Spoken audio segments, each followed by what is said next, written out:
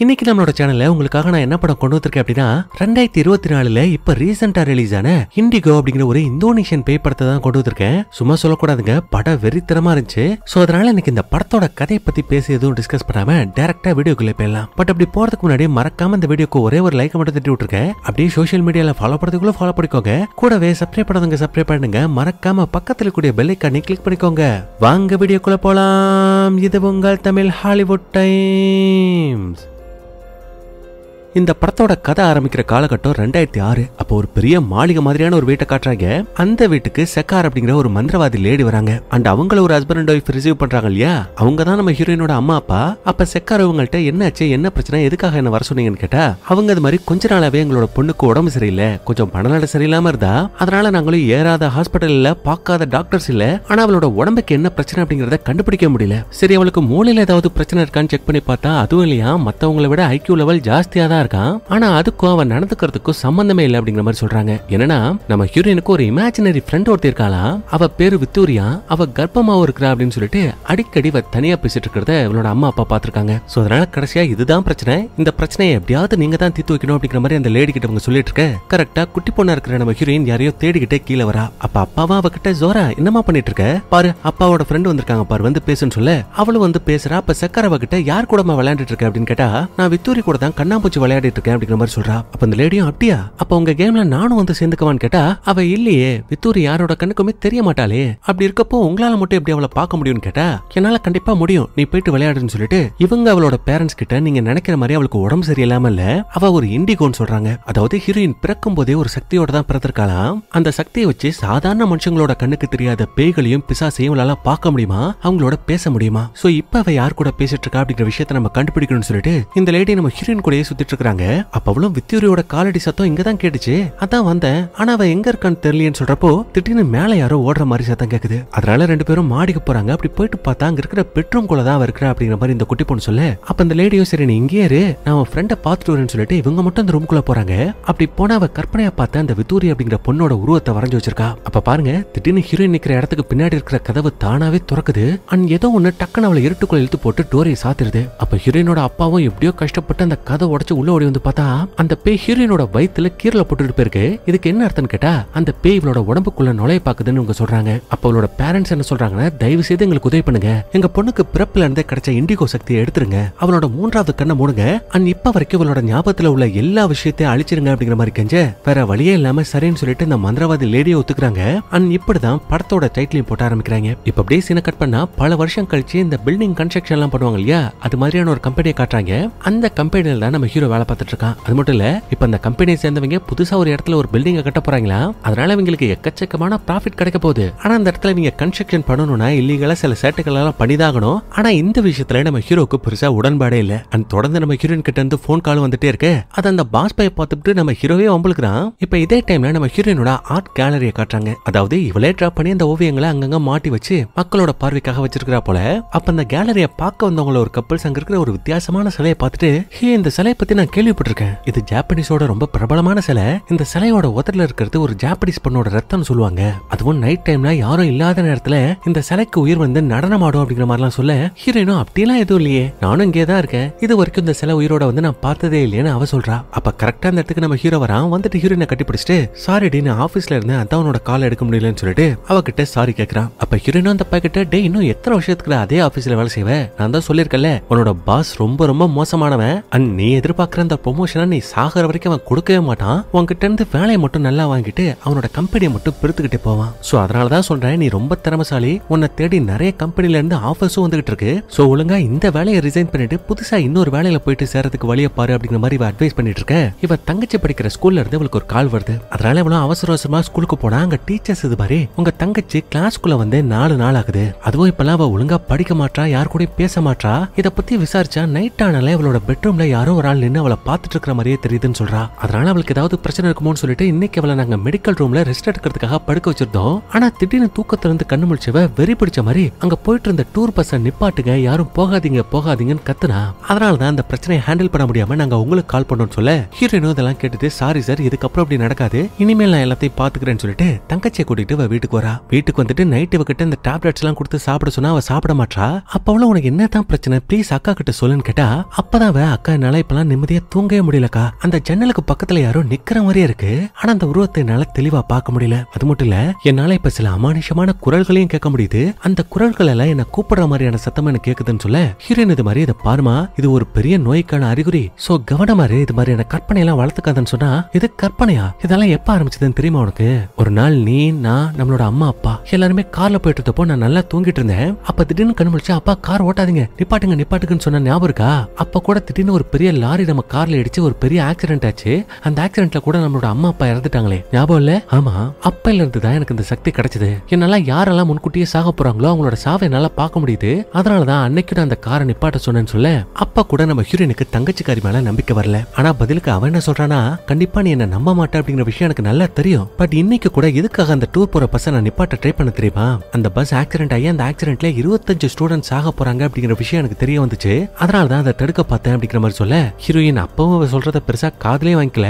பாரு, உனக்கு அம்மா அப்பாவோட ஞாபகமே வந்துடக்கூடாது அப்படிங்கிறதுக்காக தான் நம்ம வாழ்ந்த அந்த பங்களா விட்டுட்டு இப்ப இருக்கிற இந்த கெஸ்ட் ஹவுஸ்க்கு வந்திருக்கோம். அதனால ப்ளீஸ் எதை பத்தியும் திங்க் பண்ணாம நல்லா தூங்குன்னு சொல்லிட்டு இவ அப்படியே இறங்கி கீழே வரா. வந்தாங்கதான் நம்ம ஹீரோயினோட பழைய ஆல்பம் எல்லாம் பாத்துட்டு இருப்பான். அப்ப ஹீரோயின் இது மாதிரி டே நம்ம நிண்டாவுக்கு என்ன பிரச்சனை போயிட்டு இருக்கு அப்படிங்கிற விஷயம் உனக்கு நல்லா தெரியும்ல, நான் அவளை எனக்கு தெரிஞ்ச பெரிய பெரிய டாக்டர்ஸ் கிட்ட எல்லாம் கூட்டிட்டு போயிட்டேன், ஆனா அவளுக்கு என்னதான் பிரச்சனை அப்படிங்கறத இப்ப வரைக்கும் நல்லா கண்டுபிடிக்க முடியல. சோ அந்த விஷயத்துல உனக்கு என்னால ஏதாவது உதவி பண்ண முடியுமா? உனக்கு தெரிஞ்சவங்க நிண்டாவை சரி பண்ண முடிஞ்சவங்க யாராவது உனக்கு தெரியுமான்னு கேட்டா அப்பதான் அந்த பையன் ஆமா எனக்கு ஒருத்தர் தெரியும், அவங்களால மட்டும்தான் அவனோட தங்கச்சியை காப்பாற்ற முடியும், அண்ட் அவங்களால பேய்களோடையும் பிசாசோடையும் பேச முடியும்னு சொல்ல ஹீரோயினுக்கு செம காண்டாயிடுது. பெரிய பெரிய படிப்பெல்லாம் படிச்ச டாக்டர்ஸாலேயே இந்த பிரச்சனைக்கு ஒரு தீர்வை கொண்டு வர முடியல, ஆனா பேய் ஓட்டுறேன் பிசாசு ஓட்டுறேன்னு சொல்லிட்டு காசை போடுங்கிற இவங்கெல்லாம் வந்து என்ன பண்ண போறாங்க?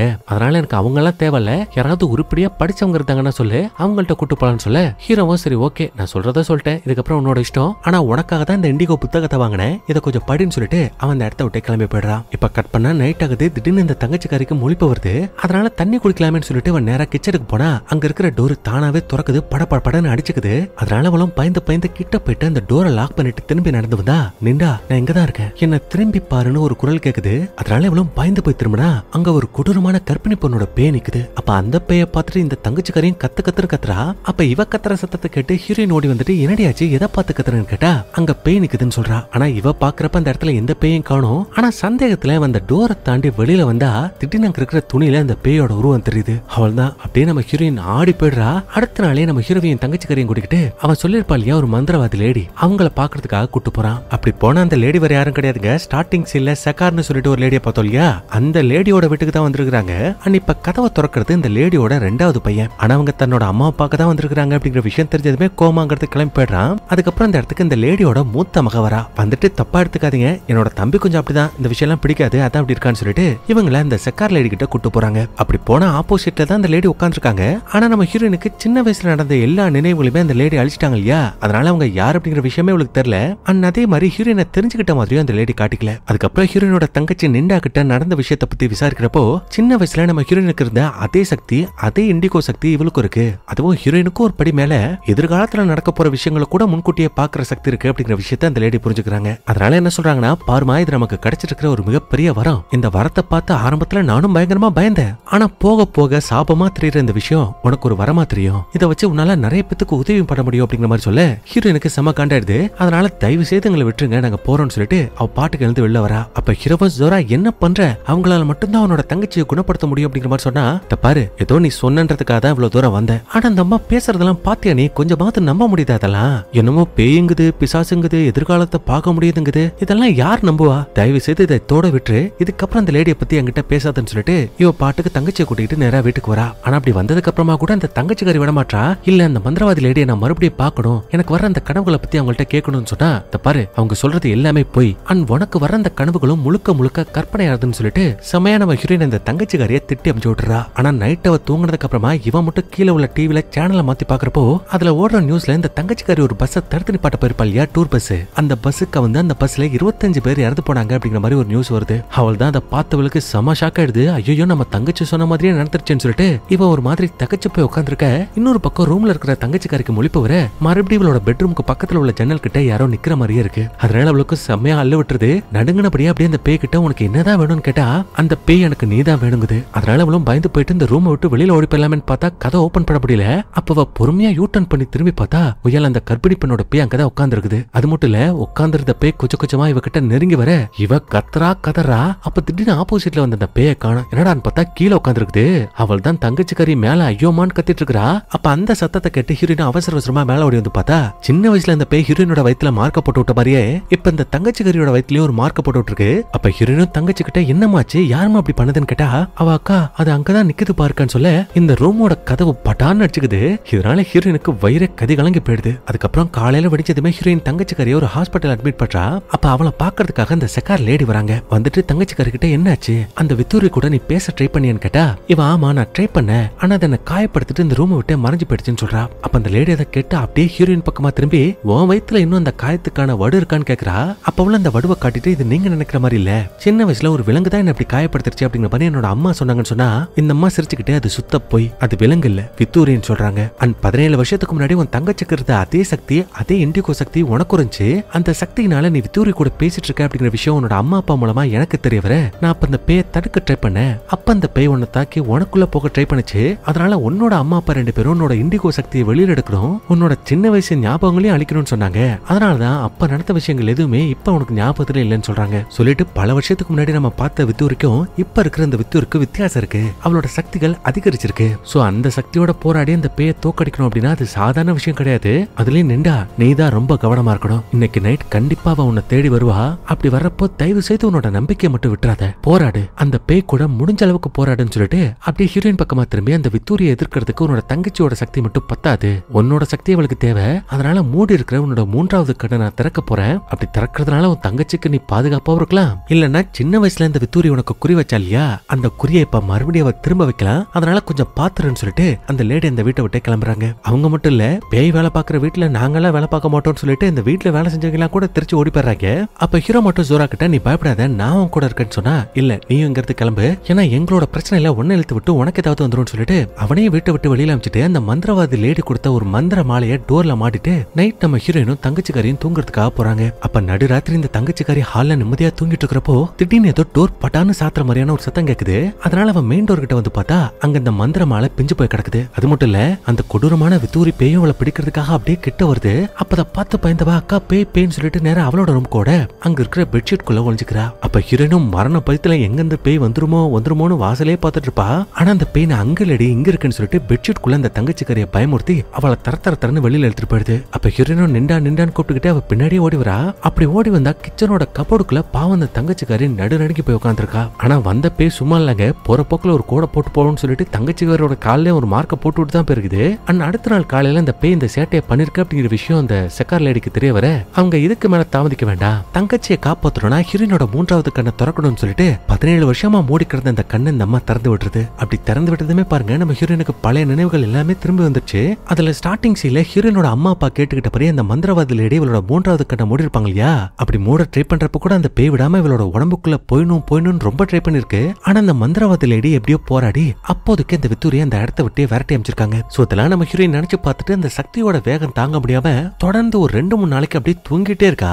அதுக்கப்புறம் கண்ணு முடிச்சு பார்த்தா ஆப்போசிட்ல நம்ம ஹீரோவும் ஹீரோயினோட தங்கச்சி உட்காந்துருப்பாங்க. அப்ப அவங்க அது மாதிரி இதை பாரு நீ எப்ப மறுபடியும் சுயநினைவுக்கு திரும்பி வரையோ அப்ப உடனே இந்த மந்திரவாதி லேடி அவங்களோட வீட்டுக்கு ஒண்ணு கூட்டிட்டு வர சொன்னாங்க. வா இப்ப உடனே அங்க போய் ஆகணும்னு சொல்லிட்டு இவளை கூப்பிட்டா கரெக்டா அவளுக்கு ஒரு போன் கால் வருது. அந்த போன் கால்ல இவளோட அசிஸ்டன்ட் கால் பண்ணி இது மாதிரி நம்ம கேலரியில வச்சிருக்கிற ரொம்ப காஸ்ட்லியான பெயிண்டிங்ல கிராக் விழுந்திருக்கு, அதை கொஞ்சம் என்னன்னு வந்து பாருங்க அப்படிங்கிற மாதிரி சொல்ல ஹீரோயின் அவசரமா நைட் டைம்ல அந்த கேலரிக்கு போறா. அப்படி போன அந்த பொண்ணு சொன்ன மாதிரி அந்த பெயிண்டிங்ல எந்த விதமான கிராக்கும் இல்ல. ஆனா அவ சைட்ல திரும்பி பார்த்தா அந்த இடத்துல ஒரு வயசான தாத்தா நிக்கிற மாதிரியே இருக்கு. அதனால இவ்வளவு தாத்தா யார் நீங்க, யாருமே இல்லாத இந்த கேலரிக்குள்ள நீங்க என்ன பண்ணிட்டு இருக்கீங்கன்னு சொல்லிட்டு கிட்ட போனா அவரோட உருவத்தை இவளால பார்க்க முடியுது. ஆனா ஆப்போசிட்ல இருக்க கண்ணாடியில அவரோட உருவம் தெரியல. அதனால இவளும் பயந்து போய் திரும்பி பார்த்தா கொய்யால அங்க நிக்கிறது பேயே. அதான் அவளுக்கு 3வது கண் திறந்துருச்சு இல்லையா, அதனால அந்த பேயெல்லாம் அவளோட கண்ணுக்கு தெரிய ஆரம்பிச்சிருச்சு போல. அதுவும் அந்த பேயை பார்த்து திருச்சி ஓட அந்த தாத்தாவோட பேயை கிட்ட நெருங்கி வர இந்த சீன் பாக்குறதுக்கு சம பங்கமா இருக்கும். அதுக்கப்புறம் அங்க இருந்து எப்படியோ தப்பிச்சு இன்னொரு ரூம் ஓடி வந்து பார்த்தா அங்கதான் அந்த பிரபலமான ஜாப்பனீஸ் பொண்ணோட சிலை இருக்கும். அப்ப திடீர்னு பாருங்க அந்த கப்பல் சொன்ன மாதிரியே நைட் டைம்ல அந்த சிலைக்கு உயிர் வந்துருச்சு. அதுவும் அப்படியே பயங்கரமா ஸ்டெப்பா போட்டுட்டு இருக்க. திடீர்னு அது கிட்ட வந்து நிக்கும் பாருங்க. ஹீரோயினுக்கு உசிரே போயிடுது. இங்க இருந்து இன்னொரு ரூம்ல போயிட்டு ஒளிஞ்சுக்கிறா.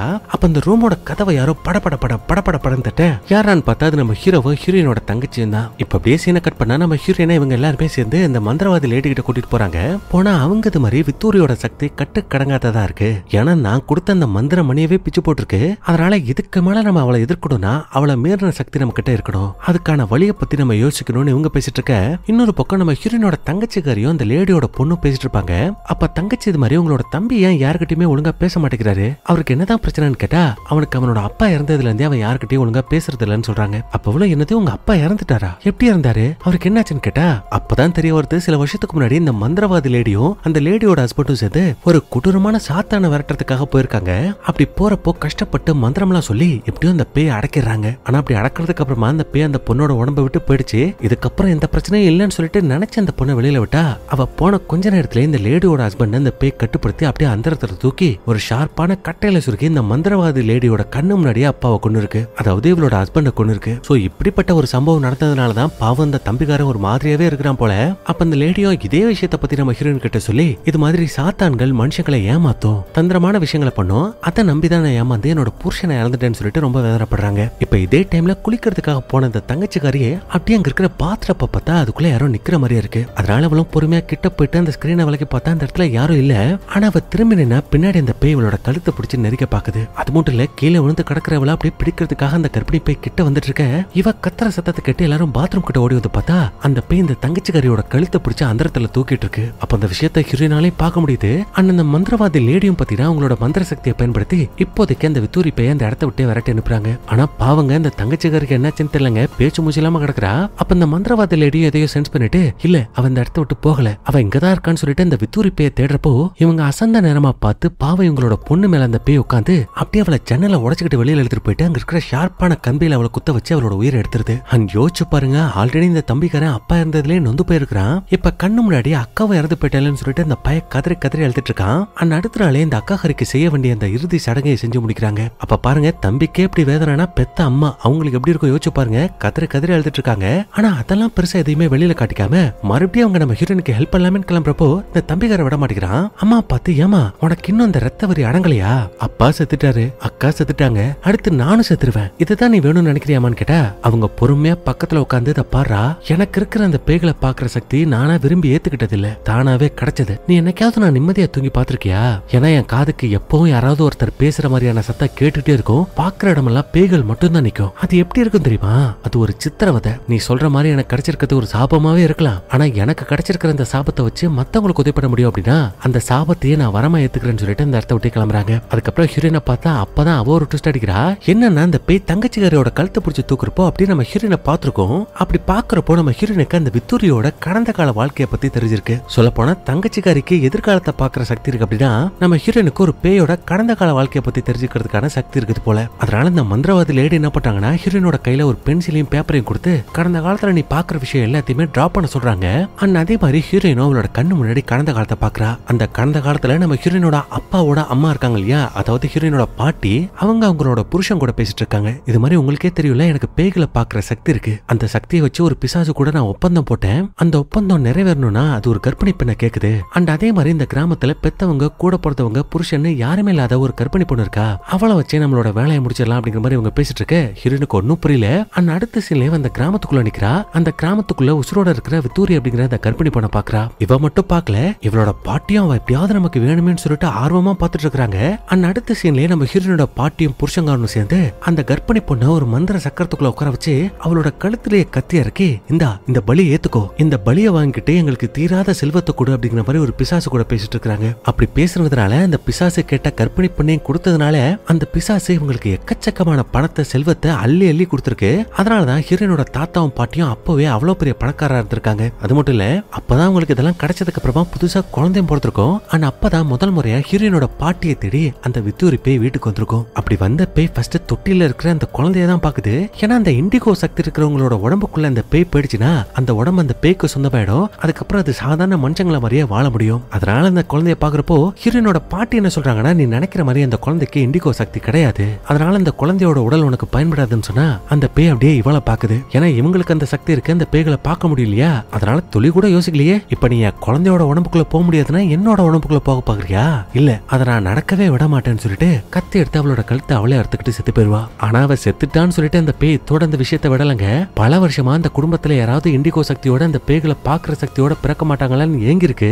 அப்பதான் நம்ம ஹீரோயின் அந்த சக்தியோட அந்த குடும்பத்துல பிறந்திருப்பா. ஆனா அது மட்டும் இல்ல, அதுக்கப்புறமா தான் அந்த வித்தூரி பேய் நம்ம ஹீரோயினோட உடம்பை எடுத்துக்கணும்னு ட்ரை பண்ணிருக்கோம். ஆனா அதுக்கு முன்னாடி அவளோட மூன்றாவது கண்ணை அந்த மந்திரவாதி லேடி க்ளோஸ் பண்ணிட்டதுனால அந்த பேயினால நம்ம ஹீரோயினோட உடம்பை எடுத்துக்க முடியாம போயிடுச்சு. சோ இப்ப அந்த உண்மையெல்லாம் நம்ம ஹீரோயினுக்கும் அந்த மந்திரவாதி லேடிக்கு ஒரு பக்கம் தெரிய வர, இன்னொரு பக்கம் ஹீரோயினோட தங்கச்சிக்காரி இன்னும் பேச்சு மூச்சு இல்லாம கிடக்குறா இல்லையா? அதனால அவளை நினைச்சே கவலைப்பட்டுட்டு நம்ம ஹீரோயின் சாப்பிடாம இருப்பா. அப்ப ஹீரோ இல்ல இப்படியா இருந்தா அந்த பேயோட எப்படி சமாளிக்க முடியும், அதனால முதல்ல நீ போயிட்டு சாப்பிடு, அது வரைக்கும் நான் தங்கச்சியை பாத்துக்கிறேன் அப்படிங்கிற மாதிரி சொல்ல ஹீரோயின் வெளியில போயிட்டு சாப்பிட்டுட்டு இருப்பா. அப்ப திடீர்னு அவளுக்கு பின்னாடி ஏதோ ஒண்ணு கிராஸ் ஆகி போற மாதிரி இருக்கும். அதனால அவளை யார் அதுன்னு சொல்லிட்டு பின்னாடியே ஃபாலோ பண்ணிட்டு போயிட்டு பார்த்தா அது நம்ம ஹீரோவோட இறந்து போன அப்பாவோட பேய். அந்த பேயை பார்த்து ஆரம்பத்துல அவ பயந்தாலும் மனசுல தைரியத்தை வர வச்சுட்டு அவர்கிட்ட அங்கிள் என்கிட்ட இருந்து உங்களுக்கு ஏதாவது உதவி வேணுமான்னு கேக்குறா. அப்ப அவர் என்னோட கடந்த காலத்தை பாருன்னு சொல்லிட்டு அவரோட கண்ணை காட்டுறாரு. அதுல பாருங்க, ஒரு காலத்துல நம்ம ஹீரோவோட அப்பா நம்ம ஹீரோயினோட பங்களால தான் வேலை பார்த்துட்டு இருப்பாரு போல. அப்படி வேலை பார்க்கறப்போ திடீர்னு ஒரு நாள் பௌர்ணமி அன்னைக்கு ஹீரோயினோட அப்பா மட்டும் காட்டுக்குள்ள தனியா நடந்து போறத பார்த்துட்டு இவர் பின்னாடியே ஃபாலோ பண்ணிட்டு போயிருக்காரு. அப்படி போனா நம்ம ஹீரோயினோட பாட்டியும் தாத்தாவும் சேர்ந்து அந்த வித்தூரிய ஒரு இடத்துல புதைச்சிருப்பாங்க இல்லையா, அந்த இடத்துக்கிட்ட போயிட்டு மந்திர சக்கரத்தை வரைஞ்சு அந்த இறந்து போன தாத்தா பாட்டிய மாதிரியே, பிசாசே நீங்க கேட்ட மாதிரியே அந்த கர்ப்பிணி பண்ண உங்களுக்கு பலி கொடுத்தோம்ல, அதனால இன்னும் எங்களுக்கு பணம் வேணும், தீராத செல்வம் வேணும், அதை என்னைக்கும் எங்களுக்கு கொடுத்துக்கிட்டே இருக்க அப்படிங்கிற மாதிரி வேண்டிக்கிட்டு இருந்திருக்கான். இப்ப மட்டும் இல்ல, பல வருஷமா வேண்டிக்கிட்டு இருந்திருப்பேன் போல. அப்ப இந்த விஷயத்த ஹீரோவோட அப்பா பார்க்க, அதை ஹீரோயினோட அப்பா பார்க்க, இவரை விரட்டி பிடிச்சி அந்த மனுஷன் போட்டு அடி நடிச்சு எல்லாத்தையும் பார்த்துட்டல, இதுக்கப்புறம் நீ உசுரோடவே இருக்க கூடாதுன்னு சொல்லி பாவம் அந்த மனுஷனை தூக்கல தொங்க விட்டு தற்கொலை பண்ணிக்கிட்ட மாதிரி ஒரு செட்டப்பை ரெடி பண்ணி வச்சிட்டான். அவள் தான் இந்த விஷயம் தெரிஞ்சதுக்கு அப்புறமா நம்ம ஹீரோயினுக்கு எப்படி இருக்கும், நம்மள பெத்த அப்பனே இவ்வளவு கொடூரமானவனா இருக்கானேன்னு சொல்லிட்டு ரொம்ப வேதனைப்படுறா. அண்ட் அதே மாதிரி நடந்த உண்மையை சொல்லிட்டு ஆப்போசிட்ல எடுத்த ஹீரோவோட அப்பாவும் பத்தினா அந்த இடத்த விட்டு மறைஞ்சு போயிடுவாரு. அதுக்கப்புறம் ஹீரோயினும் அழுதுகிட்டே ஹீரோ கிட்டது மாதிரி, உன்னோட அப்பா தற்கொலை பண்ணிக்கல, என்னோட அப்பா பண்ண தப்ப உன்னோட அப்பா பார்த்ததுனாலதான் அவரை கொலை பண்ணிட்டாரு அப்படிங்கிற உண்மையை சொல்றப்போ பாவம் நம்ம ஹீரோ அப்படியே கதறி கதறி அழறான். ஆனா ஹீரோயினோட அப்பா பண்ண தப்புக்கு இவன் என்ன செய்வா, அதனால மனசரங்க கொஞ்சம் ஆசுவாசமாகறான். அப்ப அந்த மந்திரவாதி லேடி ஹீரோவோட அப்பாவோட கடந்த கால வாழ்க்கைக்கு நீ போனல,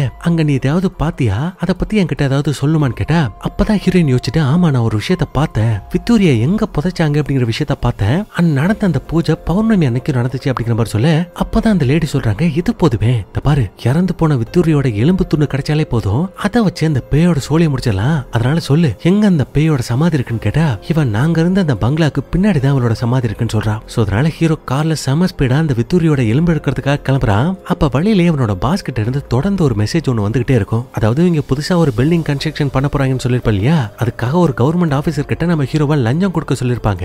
அப்ப அதை பார்த்துட்டு ஹீரோ இது மாதிரி, போடா வெண்ண உன்னோட வேலை எனக்கு தேவையில்ல, நீ பண்ற அந்த திருமலை பத்தி நான் பிரஸ்ல சொல்ல போறேன் அப்படிங்கிற மாதிரி சொல்லிட்டு மெசேஜ் பண்ண அவங்களுக்கு செம காண்டாயிருது. அதுக்கப்புறம் நம்ம ஹீரோ பாத்தீங்கன்னா அப்படி இப்படிமா அந்த விக்டோரியோட சமாதி கிட்ட வந்துட்டு அந்த சமாதி நோண்டி அதுக்குள்ள இருக்கிற எலும்புகள் எடுத்துட்டு இருக்க, இந்த பக்கம் அந்த மந்திரவாதி லேடி வீட்டுக்குள்ள வந்து பார்த்தா அங்க ஆல்ரெடி இவங்களோட பையன் உங்களுக்கு தேவையான எல்லா விஷயத்தையும் ரெடி பண்ணி வச்சிருப்பான். ஏன்னா அம்மா எவ்வளவு கஷ்டப்படுறாங்க, எவ்வளவு சாக்ரிஃபைஸ் பண்றாங்க அப்படிங்கிற விஷயத்த அந்த பையன் புரிஞ்சுக்கிட்டான் போல. அதனால இதுக்கப்புறம் நீங்க கவலைப்படாதீங்கம்மா, உங்களுக்கு துணையா நானும் இருக்குன்னு சொல்லிட்டு அவனை நம்ம மந்திரவாதி லேடிக்கு சப்போர்ட் பண்றான். அப்ப இதே டைம்ல நம்ம ஹீரோ பாத்தீங்கன்னா அந்த எலும்புகளை எடுத்துக்கிட்டு கார்ல செம ஸ்பீடா வந்துட்டு இருப்பான். அப்ப திடீர்னு ஒரு பெரிய லாரி இவனோட கார் அடிச்சு தூக்க இவன் கார் புரண்டு பக்கத்துல உள்ள ஒரு பெரிய பள்ளத்துல விழுந்துருது. நம்ம ஹீரோவுக்கு இப்ப சரியான அடி அவனால சுத்தமா முடியல, தவழ்ந்து தான் உள்ள வரான். அப்ப அந்த ஆக்சிடென்ட் பண்ணது யாருன்னு பாருங்களேன், இவனோட பாஸ் தான். ஏன்னா இவன் தான் அவனோட பாஸ பத்தி பிரஸ் கிட்ட சொல்றேன்னு சொல்லிருப்பா இல்லையா, அதனாலதான் வண்டியை வச்சு தூக்கிட்டான். இப்ப இதே டைம்ல வீட்டுல பாத்தீங்கன்னா திடீர்னு லைட் எல்லாம் விட்டு எரிஞ்சிட்டு இருக்கு. அண்ட் ஹீரோயினும் தங்கச்சி கறியும் இருக்கிற அந்த ரூமோட கதவும் திறக்க நம்ம ஹீரோயினா கண்ணை திறக்கவே மாட்டேங்கிறா, இருக்கமா கண்ண முடிக்கிறா. அப்ப திடீர்னு ஹீரோயின் எதிர்பார்க்காத நேரத்துல சடனா அந்த பேய் முன்னாடி வந்து அவளோட உடம்புக்குள்ள அப்படியே போயிடுது. அவள் தான் கடைசியில அந்த பேய் நினைச்ச மாதிரியே நம்ம ஹீரோயினோட உடம்புக்குள்ள போயிடுச்சு. அப்படி போனதுனால அதோட சேட்டை ஆரம்பிச்சிருச்சு. ஏன்னா எத்தனை வருஷமா வெயிட் பண்ணி ஹீரோயினோட உடம்புக்குள்ள போயிருக்கு, அதனால இது பண்ற விஷயங்கள் எல்லாம் பாக்குறப்பே கொஞ்சம் பயமா தான் இருக்குது. அப்ப அப்படியே அந்த மந்திரவாதி லேடியோட பையன் கிட்ட வந்துட்டு, எனக்கு ரொம்ப பசிக்குது, கொஞ்சம் சாப்பாடு செஞ்சு எடுத்துருவா அப்படிங்கிற மாதிரி சொல்ல, அந்த பையில வேற வழி இல்லாம கிச்சன்ல போயிட்டு சமைக்க ஆரம்பிக்கிறான். அப்ப ஆக்சிடென்ட் ஆகி கிடக்குற நம்ம ஹீரோ பத்தினா கஷ்டப்பட்டு போன் எடுத்து இங்க வீட்டுல இருக்கிற மந்திரவாதி லேடி கிட்ட நடந்த விஷயத்த பத்தி சொல்றான். அப்ப அவங்க என்ன பண்றாங்கன்னா, ஹீரோயினோட தங்கச்சி இருக்கா பாத்தீங்களா, அவகிட்ட கார் சாவியை கொடுத்து சீக்கிரமா ஹீரோவை காப்பாத்துறதுக்காக போ, அவங்கிட்ட தான் விக்டோரியோட எலும்பு இருக்குன்னு சொல்ல இவ வேகமா பேய்க்கு தெரியாம சைலண்டா இடத்த விட்டு கிளம்புறா. அண்ட் அதே நேரத்துல இந்த மந்திரவாதி லேடியா அவங்களோட பையனும் சேர்ந்து பாத்தீங்கன்னா அந்த பேயை கட்டுப்படுத்துறதுக்காக முயற்சி பண்றாங்க. ஆனா அந்த பேய் பயங்கரமான பலசாலியா இருக்குதுங்க, என்ன பண்ணாலும் சரியா அசர்வனாங்குது. அப்ப இந்த பக்கம் நம்ம ஹீரோவை தேடி போனாலே இந்த தங்கச்சிக்காரி அவ கடைசியா அவனை கண்டுபிடிச்சிட்டா. ஆனா அவனுக்கு பயங்கரமா அடிபட்டு இருக்கிறதுனால ஆம்புலன்ஸ்ல அவனை தூக்கிட்டு போயிட்டு இருப்பாங்க. ஆனா அப்ப கூட அந்த வழியை பொறுத்துக்கிட்டு கடைசி அந்த தங்கச்சிக்காரி கிட்ட காருக்குள்ள தான் அந்த விக்டோரியோட எலும்புகள் இருக்குன்னு சொல்றான். இப்ப இதே டைம்ல வீட்டுல அந்த பேயோட ஹீரோனோட அட்டகாசத்தை பாருங்க. கையில ஒரு ஷார்ப்பான கத்தி எடுத்துக்கிட்டு அந்த பயனை தான் விரட்டுன்னு விரட்டிட்டு இருக்கு. அப்ப தவறுதலா 2 பேரும் மாடியில இருந்து அப்படியே பொத்துன்னு கீழே விழ அதுல பாவம் அந்த பயலுக்கு செம்மையா அடி விழுந்துருது. ஆனா அந்த பேய்க்கு எதுவும் ஆகல. அசால்ட்டா மறுபடியும் கத்திய கையில எடுத்துட்டு இவனை சுருக்கிறதுக்காக கிட்ட வர அப்ப குறுக்க அந்த மந்திரவாதி லேடி வந்துட்டு பேயோட கழுத்தை பிடிச்சி நெருக்கிறாங்க. அப்ப அந்த பேய் ஏன் கழுத்தையே நெருக்கிறேன்னு சொல்லிட்டு அந்த அம்மாவோட கழுத்தை நெருக்க அதை பார்த்துட்டு அவங்கள காப்பாத்துறதுக்காக அந்த அம்மாவோட பையன் வர கடைசியா வித்தூரியோட எலும்புகளை எடுத்துக்கிட்டு இந்த தங்கச்சிக்காரையும் வீட்டுக்குள்ள வந்துருவா. அப்படி வந்துட்டு கரெக்டா அந்த பையன் மந்திரவாதி லேடி கிட்ட கொடுக்க அவங்க சில பூஜை எல்லாம் பண்ணி பக்கத்துல எரிஞ்சிட்டு இருக்கிற அந்த நெருப்புல அப்படியே தூக்கி அந்த எலும்பு போட்டுறாங்க. அப்படி போட்டதுமே ஹீரோயினோட உடம்புக்குள்ள இருக்கிற அந்த கொடூரமான ஆத்மா அவளோட உடம்பை விட்டு வெளியில போயிடுது. அது மட்டும் இல்ல இப்போதைக்கு எல்லாம் முடிஞ்ச மாதிரி தான் தெரியுது. ஏன் அந்த லேடியோட பையன் கூட அம்மா அந்த பேய் போயிடுச்சேன்னு தான் கேக்குறான். ஆனா பதிலுக்கு அந்த அம்மா எனக்கு தெரியாதுன்னு சொல்றாங்க. அதுக்கப்புறம் இவங்களும் இவங்களோட பையனும் சேர்ந்து இறந்து போன அக்காவுக்கும் இவங்களோட அப்பாவுக்கும் மரியாதை செலுத்திட்டு இருப்பாங்க. அப்ப பாருங்க அக்கா கறி ஒரு சின்ன பட்டாம்பூச்சியை வந்துட்டு அப்படியே நான் இப்பதான் சந்தோஷமா இருக்கேன் அப்படிங்கிற மாதிரி மேல பறந்து போறா. அதுக்கப்புறம் ஹீரோவோட பாஸ் தேவையில்லாத சேட்டையெல்லாம் பண்ணதுக்காகவும் ஹீரோவை ஆக்சிடென்ட் பண்ணதுக்காகவும் போலீஸ் அந்த பாஸை அரெஸ்ட் பண்ணிடுது. அதுக்கப்புறம் கடைசியா நம்ம ஹீரோவை ஹீரோயினும் சந்தோஷமா கல்யாணம் பண்ணிக்கிறாங்க. இதனால சில மாசம் கழிச்சு நம்ம ஹீரோயின் கர்ப்பமும் ஆகுறா. அப்ப திடீர்னு கதவுக்கு வெளியில யாரோ ஒரு ஆள் கிராஸ் பண்ணி போற மாதிரி தெரிய ஹீரோயினும் நேரா தங்கச்சிக்காரியோட ரூமுக்கு போறா. போனா அவ ரொம்ப பயந்து போயிருக்கா. அதனால அவளுக்கு என்னடியாச்சு ஏன் பயந்து போயிருக்குன்னு கேட்டா அங்கதாங்க படத்திலே ஒரு ட்விஸ்ட் என்னன்னா அக்கா எனக்கு முன்னாடி மாதிரியே எதிர்காலத்தை பத்தி ஒரு கனவு வந்துச்சு. அந்த கனவுல நான் ஒரு கொடூரமான விஷயத்த பார்த்தேன்க்கா. அது என்னன்னா வித்தூரி மனுஷனா பிறப்பெடுக்கணும் ஒரு மனுஷன மாதிரி வாழணும்னு நினைச்சால அது அந்த பிசாசு நிறைவேத்துச்சு. ஆனா உண்மையா சொன்ன அந்த பிசாசு ஒரு காரணத்தோட தான் வித்தூரியோட பேயனோட உடம்புக்குள்ள நுழைய விட்டுருக்கு. அப்படி நுழைய விட்ட அந்த பிசாசு ஓ மூலமா ஒரு குழந்தை மூலமா ஒரு கொடூர சாத்தானா அந்த பூமியில பிறப்படக்கூடும் அப்படின்றதுக்காக தாங்க அந்த சாத்தான் இவ்வளவு வேலையை பார்த்துச்சு அப்படிங்கிற மாதிரி சொல்ல ஹீரோயின் ஆடி போயிடுறா. அவ வயிற்றுல ஒரு கொடூரமான குழந்தையோட கைப்பதிய அப்படியே இந்த படம் ஒரு முடிவுக்கு வந்துருச்சு. சோ கண்டிப்பா அந்த படம் உங்களுக்கு ரொம்ப பிடிச்சிருக்கும்னு நினைக்கிறேன். அப்படி பிடிச்சிருந்தா மறக்காம இந்த வீடியோக்கு ஒரு லைக் மட்டும் தட்டி விட்டுருங்க. அப்படியே முடிஞ்ச அளவுக்கு உங்களோட ஃப்ரெண்ட்ஸ் அண்ட் ஃபேமிலிக்கு ஷேர் பண்ணுங்க. மீண்டும் ஒரு சூப்பரான வீடியோவில் சந்திப்போம். தேங்க்யூ.